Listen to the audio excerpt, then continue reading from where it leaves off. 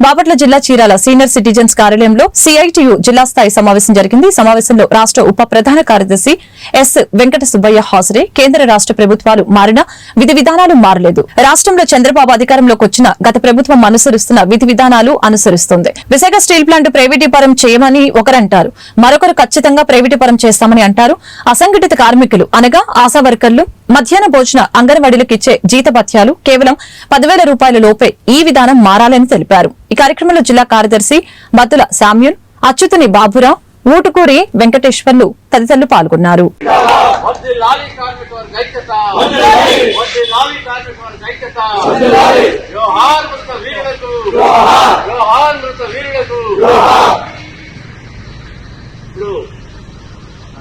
ఆవిష్కరించినటువంటి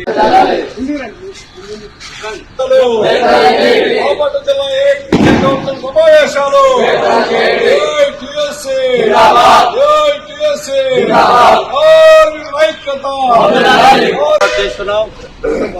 ఈ సందర్భంగా మనం ఇక్కడ జెండాను ఎగరేయాలని చెప్పేసి ఒక సంకల్పంతో మన కార్మిక వర్గంలో కూడా ఏదైతే ఎర్ర జెండా కింద మన కార్మికులు పనిచేస్తూ ఆ జెండా వెలుగు నీడల్లోనే మనమంతా పనిచేస్తున్నాం కాబట్టి ఆ జెండా కింద పనిచేసి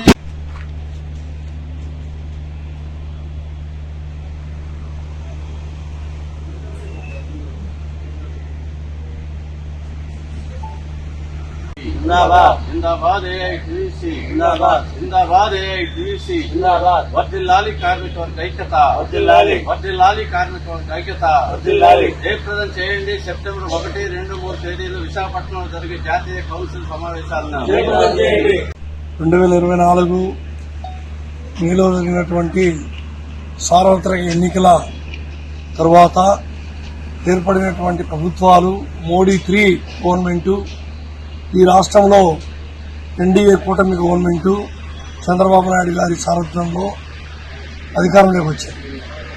గతంలో ఉన్నటువంటి ప్రభుత్వాలు కార్మిక వర్గాన్ని ఏమాత్రం కూడా పట్టించుకోకుండా 44 కార్మిక చట్టాలను 4 లేబర్ కోడ్లుగా మార్చి, లేదంటే 3 నల్ల చట్టాలను తీసుకొచ్చి రైతాంగాన్ని తీవ్రంగా ఇబ్బంది పెట్టి కార్పొరేట్ వర్గాలకు దేశంలో ఉన్నటువంటి సంపద అంతా కూడా 90% సంపద అంతా కూడా కట్టబెట్టి, మరి 1% ఉండే కార్పొరేట్లకు 90% ప్రజల సంపద అంతా కూడా దోచిపెట్టడం జరిగింది.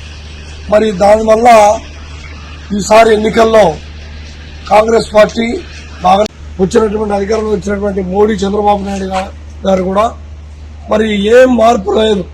వాళ్ళు మారినామంటారు కానీ మాకైతే ఎక్కడ కనబడట్లేదు, మార్పు ఏం లేదు.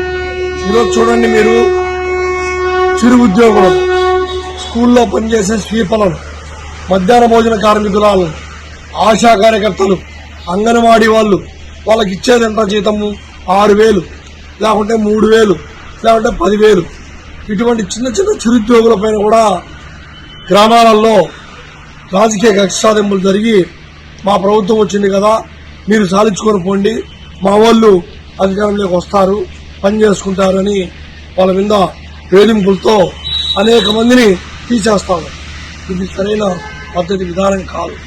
ఒక గవర్నమెంట్లో ఏదైనా ఉద్యోగం వస్తే చిన్న వ్యాపారస్తులు, తర్వాత వీధి విక్రయదారులు, ఆటో కార్మికులు అందరికి కూడా సంక్షేమ బోర్డు పెట్టాలా. మున్సిపల్ కార్మికులకు, అంగన్వాడీలకు కొంత స్ట్రైక్ జరిగింది. ఆ స్ట్రైక్ లో ఇచ్చినటువంటి నిర్ణయాలను అమలు చేయాలా. అదేవిధంగా చంద్రబాబు నాయుడు గారు కూడా ఆలోచన చేయాలా. కార్మిక వర్గాన్ని కాపాడుకోవాలా.